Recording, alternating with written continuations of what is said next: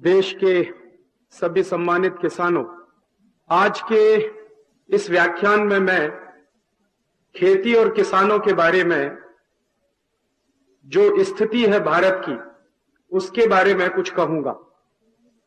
भारत की खेती, भारत के किसान आज किस स्थिति में है? आज से 200 साल पहले भारत के किसान, भारत की खेती किस हालत में थी? उन दोनों का तुलनात्मक विश्लेषण आज के इस व्याख्यान में मैं करने की कोशिश करूंगा।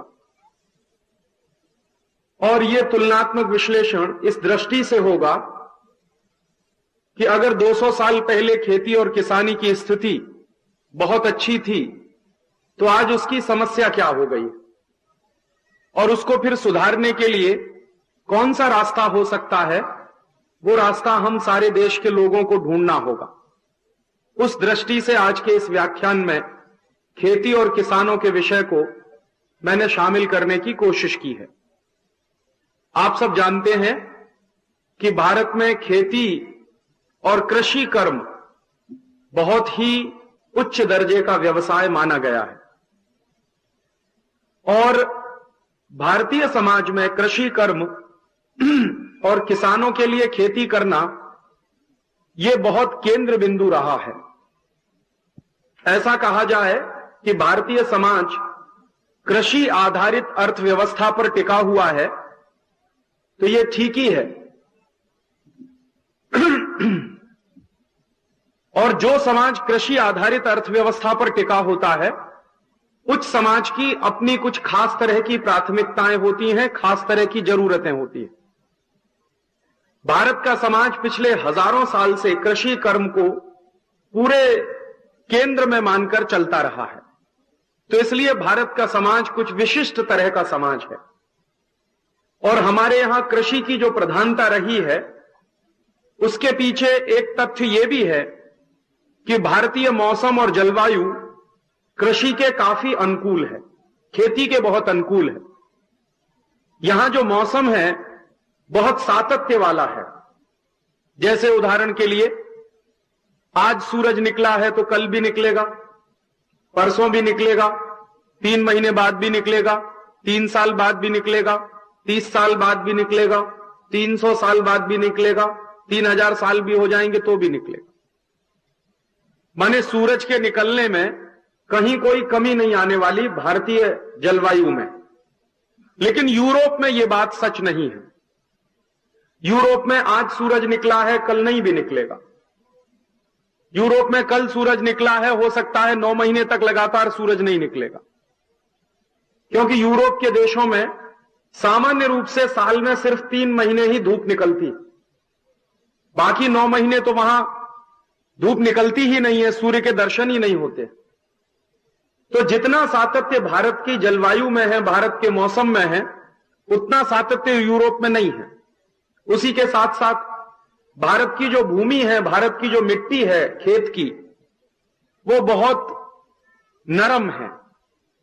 यूरोप के खेतों की मिट्टी नरम नहीं है, बहुत कठोर है। तो जिन देशों के खेत की मिट्टी बहुत कठोर होती है, वहां कृषि प्रधान व्यवस्था संभव नहीं होती है। और आप जानते हैं कि खेती के लिए मिट्टी का नरम होना बहुत जरूरी है। इसलिए भारत में कृषि कर्म बहुत प्राधान्य रहा। भारत का कृषि कर्म केंद्र बिंदु रहा पूरे समाज का। तो उसका सबसे बड़ा कारण है कि यहां की जलवायु बहुत अच्छी है, यहां की खेती की मिट्टी बहुत अच्छी है। दूसरा, यहां के लोगों को मौसम, जलवायु और मिट्टी से जुड़े हुए जितने कारक हैं, उनका बहुत अच्छा ज्ञान है। अगर यह कहा जाए कि भारत का किसान बहुत विद्वान आदमी है, तो इसमें कोई शक नहीं है। वो जानता है कि बारिश कब होने वाली है, किसान को मालूम होता है गर्मी कब पड़ने वाली है, किसान को यह भी मालूम होता है कि सर्दी का समय जो आने वाला है वो कब आने वाला है, और किसान उसके हिसाब से अपनी खेती की चर्या को बदल लेता है। बारिश में क्या करना है, गर्मी में क्या करना है, सर्दियों में क्या करना है, ये सब बातें सामान्य रूप से इस देश का हर किसान जानता है। और इसीलिए मैं उसको कहता हूं कि उसको अपने जीवन को चलाए रखने के लिए जो जरूरी कारक हैं, उनका बहुत अच्छा ज्ञान है। तो एक तो जीवन का ज्ञान है, दूसरा मौसम और जलवायु का ज्ञान है, तीसरा मिट्टी बहुत अच्छी है, चौथा यहां की जो जलवायु है समशीतोष्ण है, ना तो बहुत गर्मी है, ना तो बहुत सर्दी है, ना तो बहुत बारिश है। यूरोप के देशों में कभी कभी तो बहुत सर्दी पड़ती है, -40 डिग्री सेंटीग्रेड टेम्परेचर हो जाता है, -20 डिग्री सेंटीग्रेड टेम्परेचर हो जाता है।